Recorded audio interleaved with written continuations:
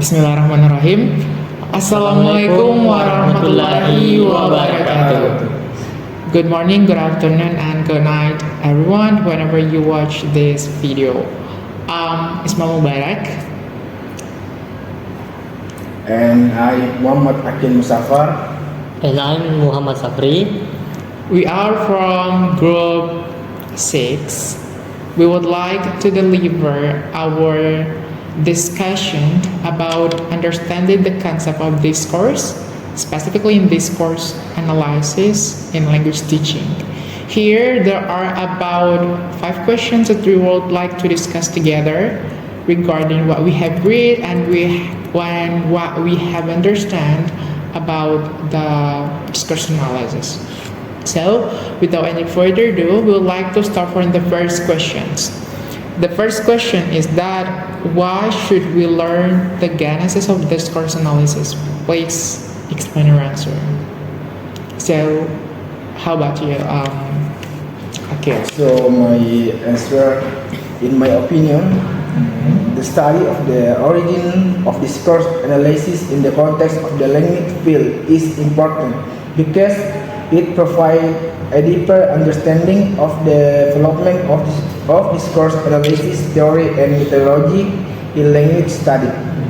By tracing the history of discourse analysis, we can see how this approach has developed over time, including the influence of underlying linguistic and philosophical theories.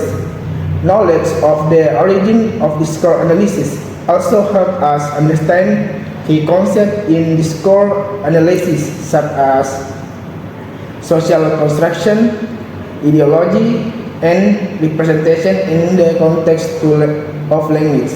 In addition, a study of the origin of discourse analysis can provide insight into how discourse analysis has been used to understand language phenomena in various social and cultural contexts. That's all my answer about Ismail. Okay, but before I answer it, how about you, Safri? Okay, my answer. Discourse analysis is like putting on special glasses to see beyond individual words. So instead of just looking at what people say, we explore how language works in real life. So it helps us understand how words create meaning, reflect social context, and even influence change. So learning about it helps us to see the world through a different lens. Okay, so it's important to learn about it. And then for me, why we should learn about it, because understanding the genesis of discourse analysis is essential for acknowledging its role in analyzing language and context.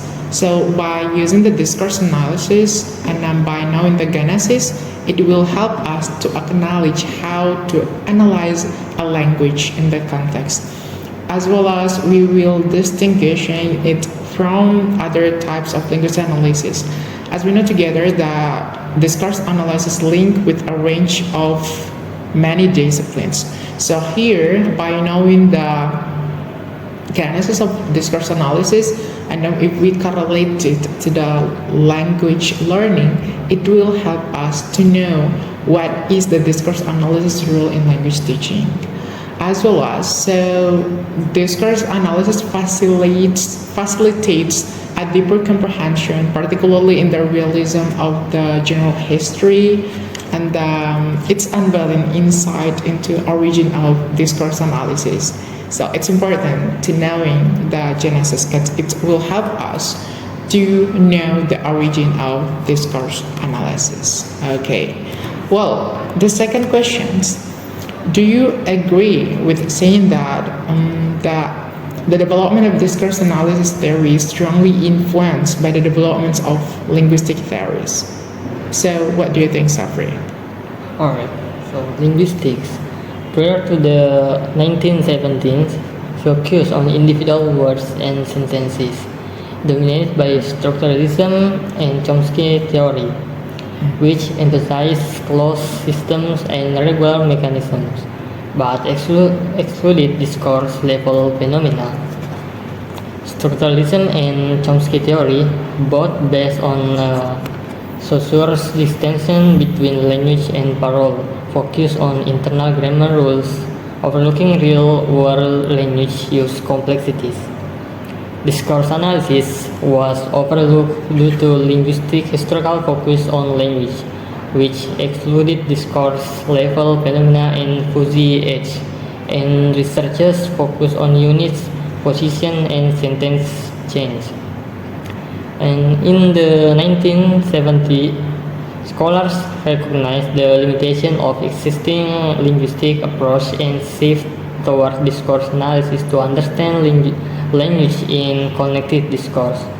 From short utterance to lengthy text, Chomsky teacher Zilli Harris introduced the term discourse analysis in 1952, recognizing that language is not isolated but connected, paving the way for context-based language studies. Discourse analysis theory emerged from the need to explore language beyond grammar rules and its function in real-world communication, addressing the limitation of existing linguistic theories. Okay, so for me myself, the development of discourse analysis theory is strongly influenced by the development of linguistic theories because it's primarily linguistic studies. As they're not together, the discourse analysis is related to the linguistic studies, in which, if we are talking about discourse analysis, it will include the linguistic study, because linguistic study about language, and in the language teaching, we need to know about it, and so they have influences in the development of these linguistic theories, in which discourse analysis focus on the use of language in social and cultural context. So by saying that, I do agree, because the development of discourse analysis will be influenced the linguistic theories, because as time goes by, the language will be changed, and as well as the linguistic theories. So the development of these linguistic theories will be influenced the development of discourse analysis also. So yeah, I do agree with saying that. And how about you, Aqil? Yes, I agree, because the development of discourse analysis, the theory is strongly influenced by the development of linguistic theories. Linguistic theories provide an important conceptual foundation for discourse analysis because language is the main medium through which the understanding and interpretation of text are carried out. Concepts such as language structure, seeking, and meaning from structuralism and post-structuralism provide the basis for understanding the construction and interpretation of text in discourse analysis. In addition, the semiotic approach in linguistics provides an important framework in understanding how language scenes are used to convey meaning in text. Finally, the relationship between language and power emphasizes linguistic theories, especially in critical analysis, help discourse analysis in revealing ideology, domination, and power conflict contained in the text. Thus, the close relationship between linguistic theories and discourse analysis is key in understanding language, meaning, and social construction through text. That's my answer. Okay, thank you very much for the answer. So it was related to each other. And the next question, we would like to discuss about what do you know of traditional grammar theory. Here there are about several questions in which what is traditional grammar theory, and what is the main principle of this theory, and And then, what do teachers who adopt the principle do in teaching language? And then, what are the product of this theory? At the end, there is a note. And then, what is the main shortcoming of this theory? At the end, there are what are grammar translation method and its relation to traditional grammar theory. So, can you guys explain it briefly from all the questions in one explanation about this question? So, the first one is to Safri. Alright, so the first one is what is traditional grammar theory? Alright, so traditional grammar theory based on Latin principles defines language structure in English schools, often disregarding cultural variations or modernization, defining correctness without considering modern linguistic research. And second one is what is the main principle of this theory? So traditional grammar is perspective, focusing on distinguishing between actual language usage and pre-established standards, with the primary objective of preserving historical models of proper language. And the third is what do teachers who adopt the principle do in teaching language? Teachers who follow traditional grammar principle emphasize strict rules in writing and speaking, focusing on correctness, adherence to norms, and maintaining tradition. And next, what are the products of this theory? Students learn formal grammar rules for speech parts and sentence structure, and are expected to use language according to established norms. Right, next is what is the main shortcoming of this theory? Rigidity and outdatedness. Traditional grammar is often considered outdated and criticized by experts.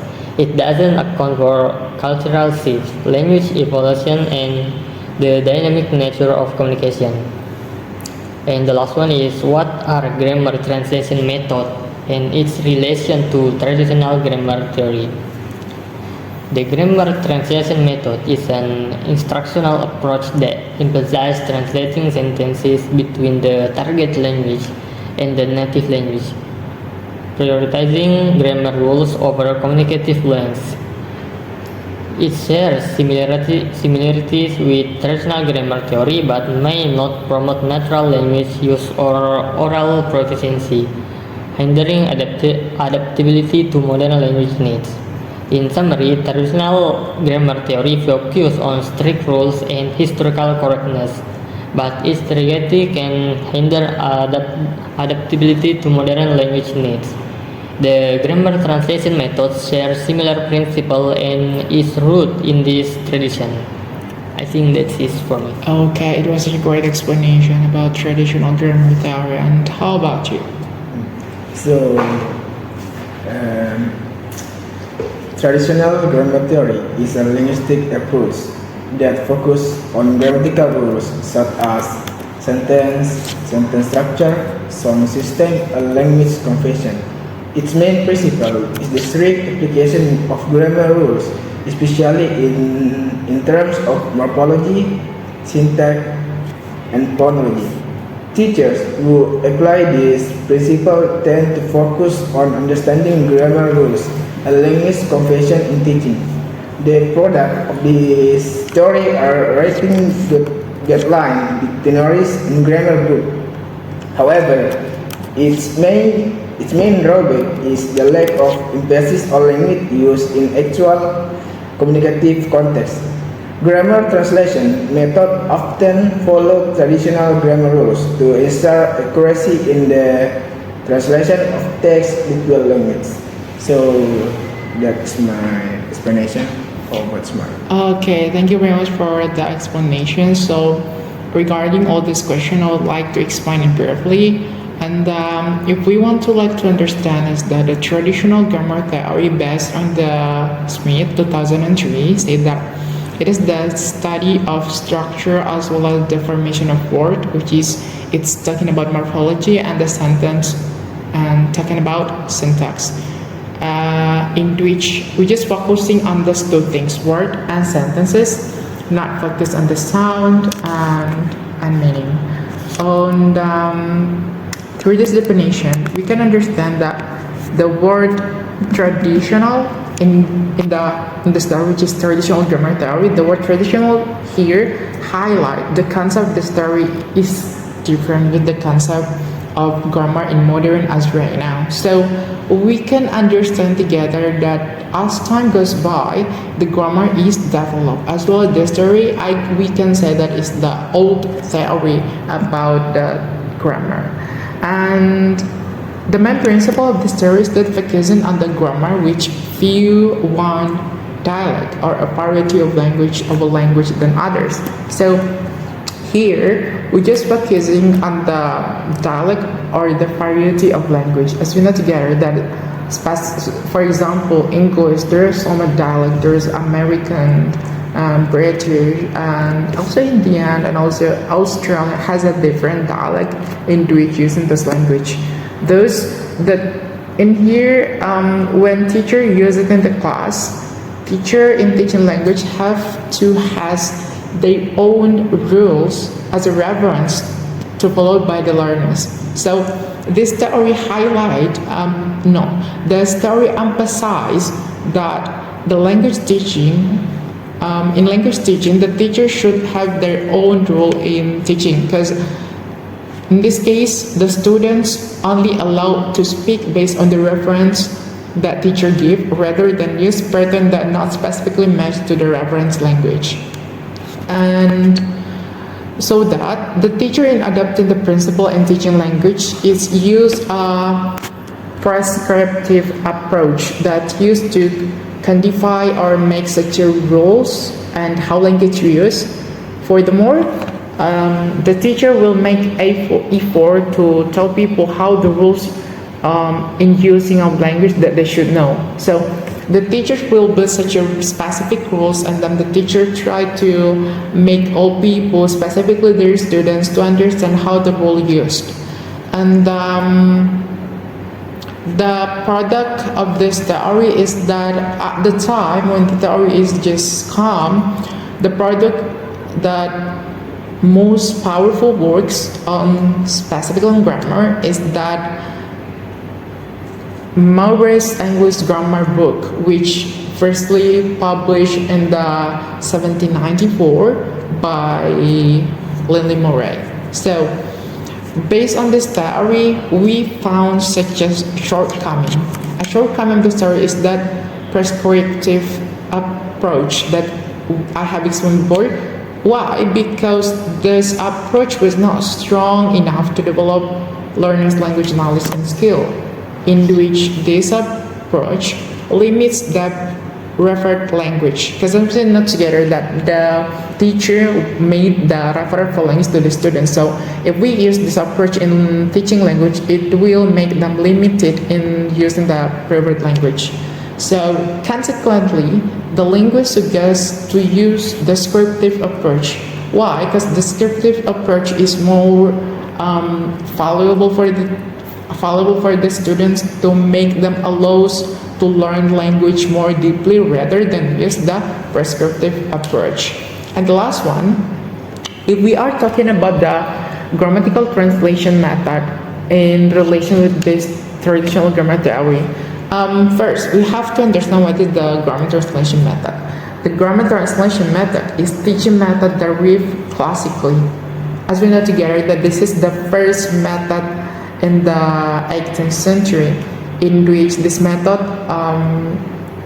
make the students learn grammatical rules, then try to apply the rules by translating the sentences into the target language from the search language. It's sometimes called as a traditional method, so it's related to the traditional grammar theory. And according to SIA 2014, traditional grammar theory inspired the birth of grammar translation method in language pedagogy. As we know, the theory related to the traditional concept of grammar. So, the traditional grammar theory inspired the birth of the grammar translation method. So they are related to each other. That's my answer about the question. Okay, next. What do you know of structuralism theory? So there are also several questions here. The first one, what is structuralism theory and what does the source say about the structure of language? What are the main principles of this theory? Then, what is informal method and what is the relationship to the structuralism theory? And what are the characteristics of the method? What is the main shortcoming of this theory? And the last one, what is error analysis and what is the relation to the structuralism theory? So, how about your answer, Aqil? Okay, so it's my answer. Structuralism theory in linguistics focus on the structure and relationship between elements in the language system. The social and major figure in structuralism distinguish parole is individual speech and language system. The main theme of this theory is to focus on the internal structure of language and the relational relationship between the elements of language. The informal method, which involves collecting data from native speaker or expert, is relevant to structuralism as it helps identify structural patterns in language.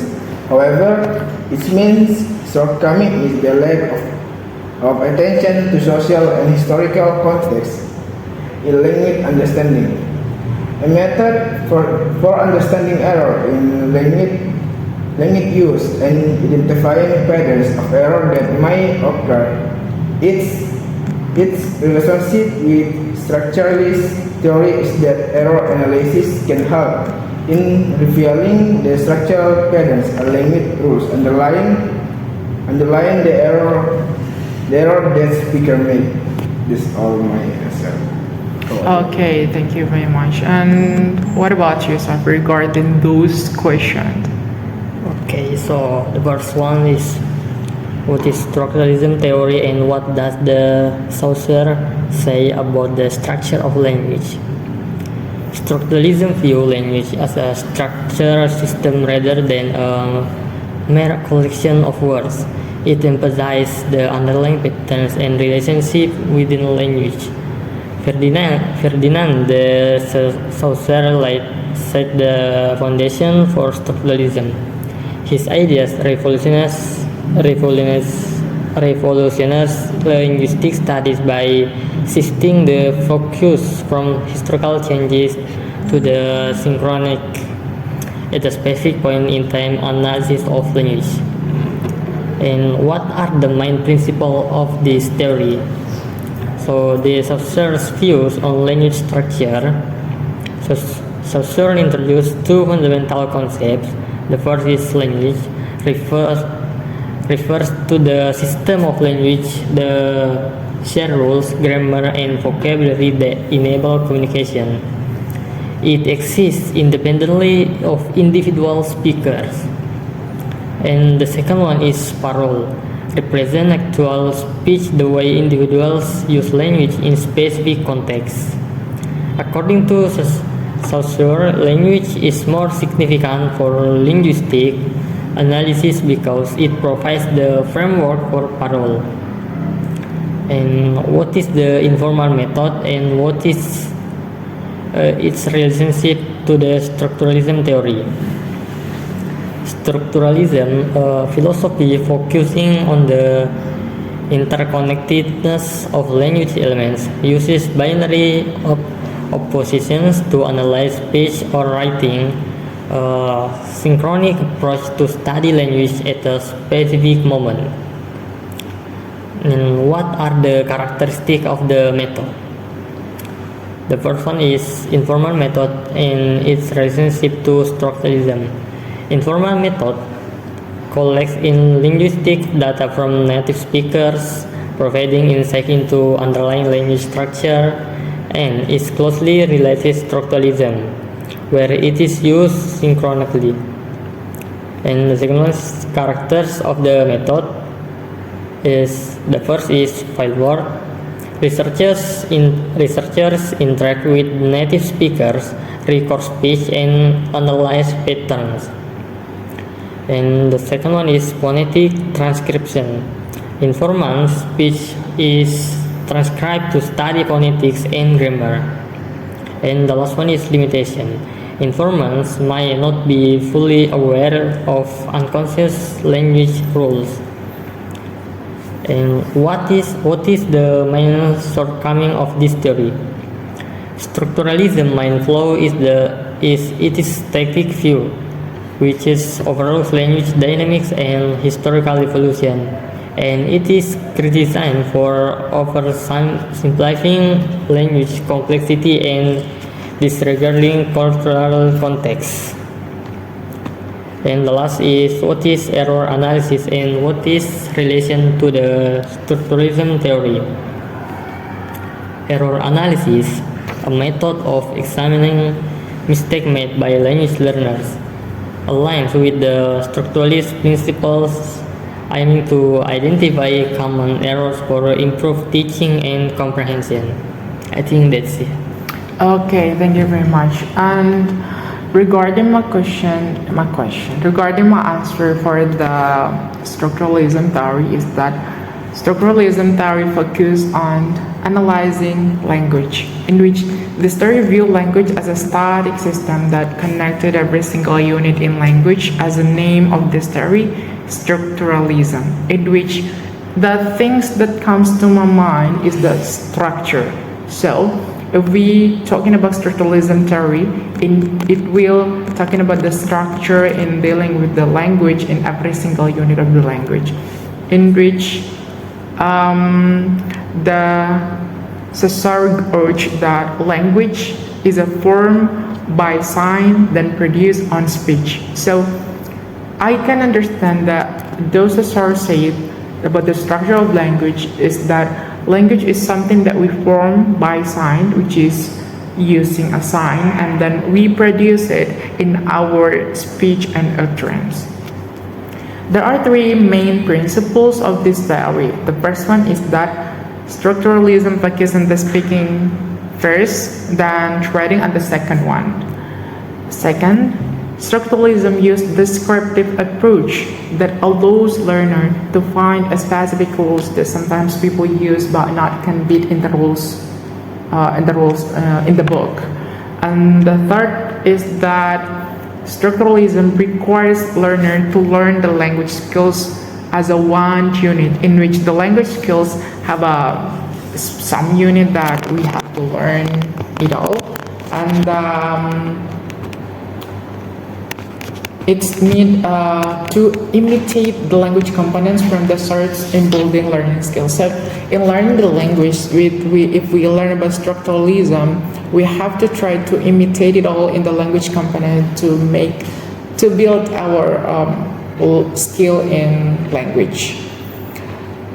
In this theory that we know as a informant method, in the implementation employed a native speaker to serve as source as a phrase, vocabulary, as well as the act as an informant.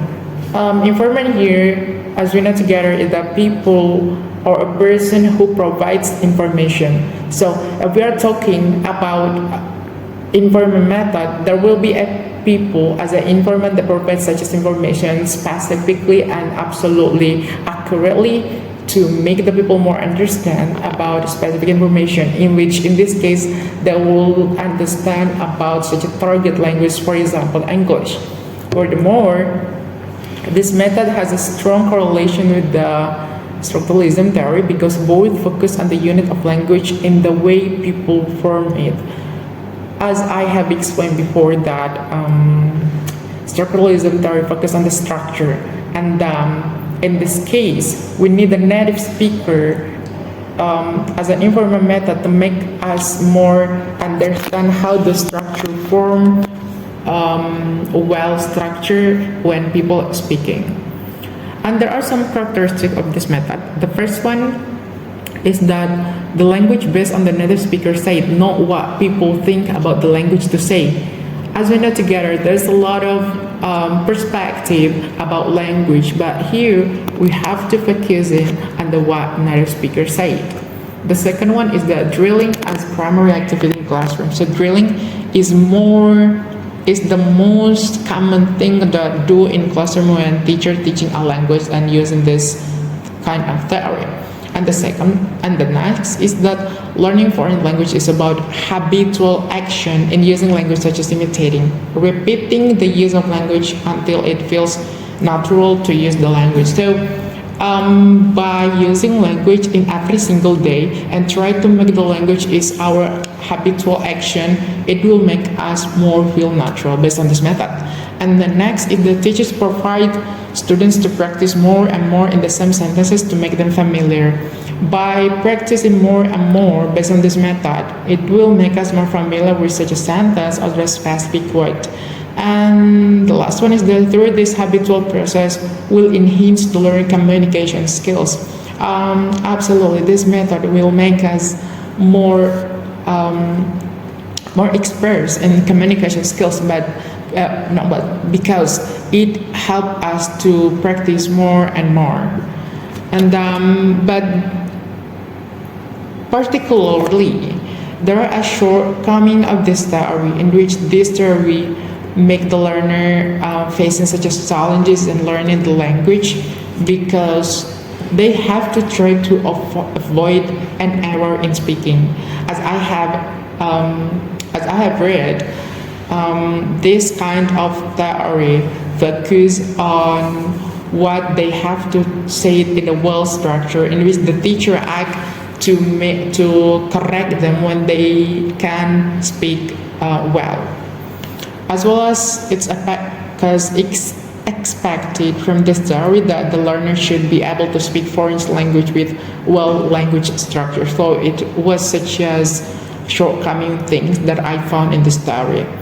And the last one, talking about error analysis. Error analysis, known as an approach in dealing with analyzing the types and the causes of the error and commonly made. In this case, that the learner made. So error analysis is about how we analyzing the common mistake or common error that people do and speaking. And the relation of this approach to the structuralism theory was connected each other, with which the structuralism focused on spoken language in well structure as the form of the target language and try to achieve it. And here, to achieve it, we need error analysis to provide us an error that an error that commonly people use when they are spoken a language. So it also provides the knowledge about common error that happen in speaking to how to perform well in speaking. So that's all my answer about this theory. Okay, moving to the last question. What do you know of the structuralism theory? There are some question here, is that what is the functionalism theory and what does Chomsky say about language? What are the difference between Chomsky's views and M.Hum's about language? There's also what is the main principle of this theory? What is CLT, communicative language teaching method? And its relation to the functionalism theory, as well as what is the relationship between discourse analysis and functionalism theory. So the first one is to Aqil. Okay, so my answer is functionalist theories in linguistics emphasize the role of language in social and communicative function, in contrast to formalist approach that emphasize the internal structure of language. Chomsky, with his transformational generative theory, introduced the idea that humans have innate ability to understand ambiguous language, universal grammar. The difference in view between Chomsky and Hames lies in Chomsky focus on the structure of language and human innate ability to language, while Hames emphasizes the importance of language use in social context. The main principle of functionalism theory is that language plays a role in fulfilling social, communicative, and cultural function in human life. The communicative language teaching method, which emphasizes the development of communicative skill, is related to functionalism theory because it pays attention to language use in real communicative situations. Discourse analysis as a method to uncover social and cultural meaning in text is related to the theory of functionalism because it helps in understanding the role of language in fulfilling social and communicative function in society. That's my answer. Okay, thank you very much. And how about you, Safri? Okay, the first one is functionalism is a theoretical approach on linguistics that emphasizes the function of language in communication and its role in shaping human cognition and behavior.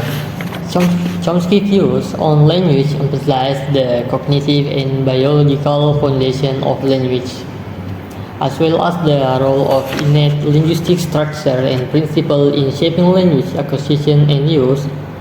His theories have had a significant influence on the field of linguistics and continue to stimulate debate and research in various areas of language study. Okay, next is the difference between Chomsky's view and Hames about language. Chomsky views language as a cognitive system governed by innate linguistic structure and principles. He emphasized the creative and productive aspect of language use, as well as the universal aspect of language structure that are shared across all human languages. About from Hames view language as a social phenomenon shaped by cultural norms, social relationships, and communicative practices.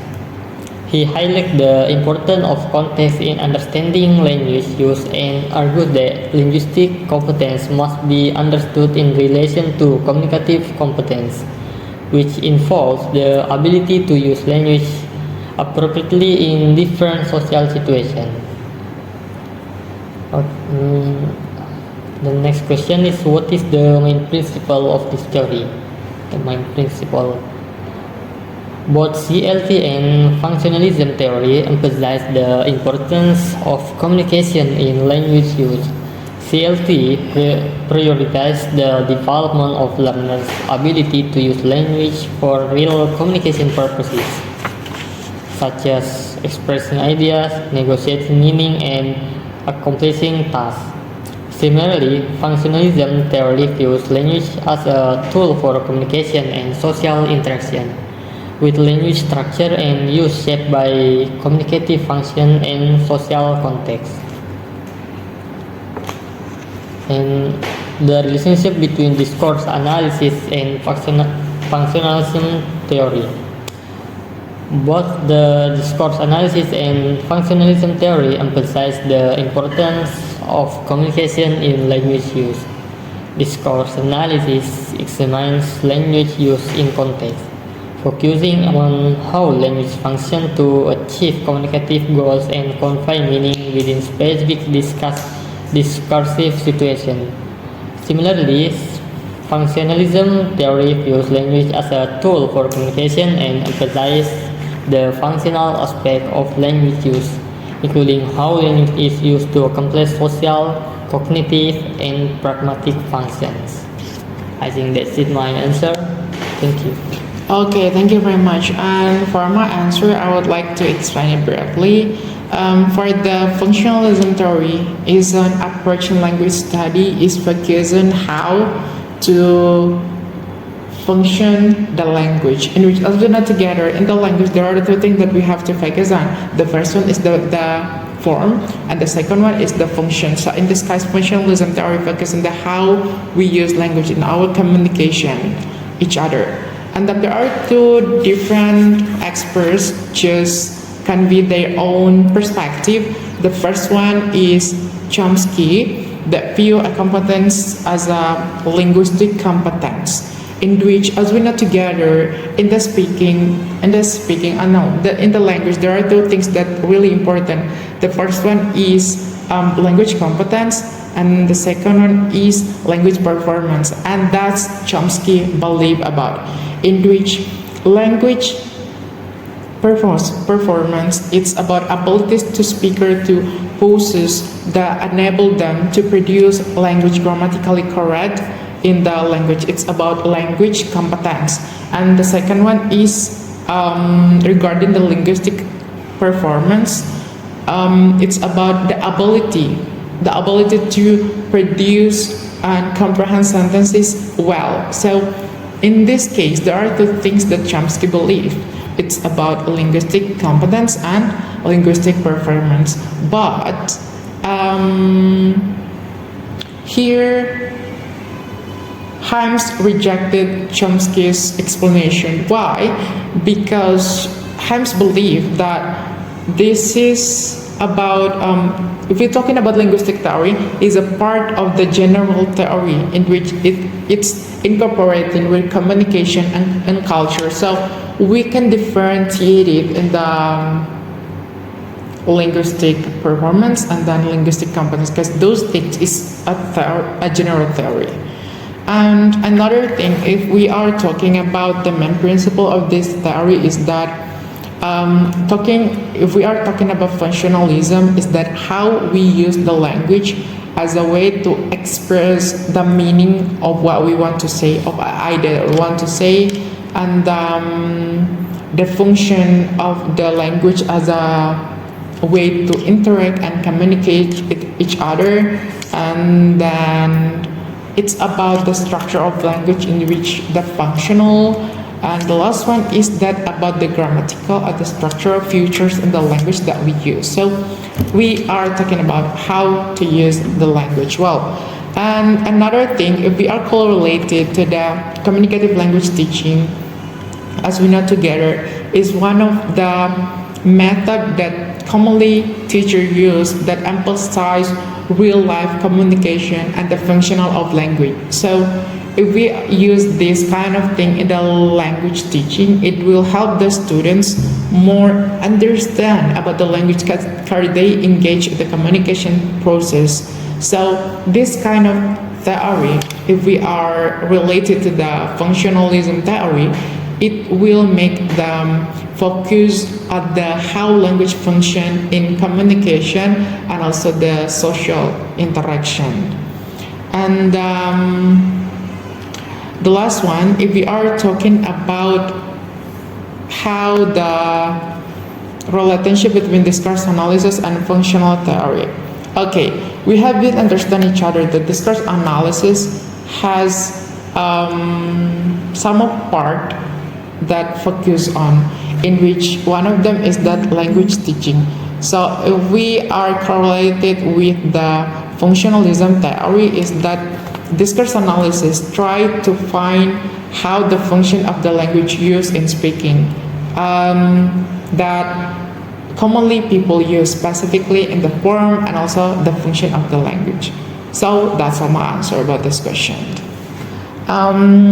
So for all the discussion before, is there any question, guys, or not? No, I think not. Okay, if there is no more question, I think that's all for our discussion today. Wish that it can be beneficial for us after discussion together. It will make our mind to more open regarding this kind of question to work with this course analysis. And maybe that's all from us. Thank you very much. And wassalamualaikum warahmatullahi wabarakatuh.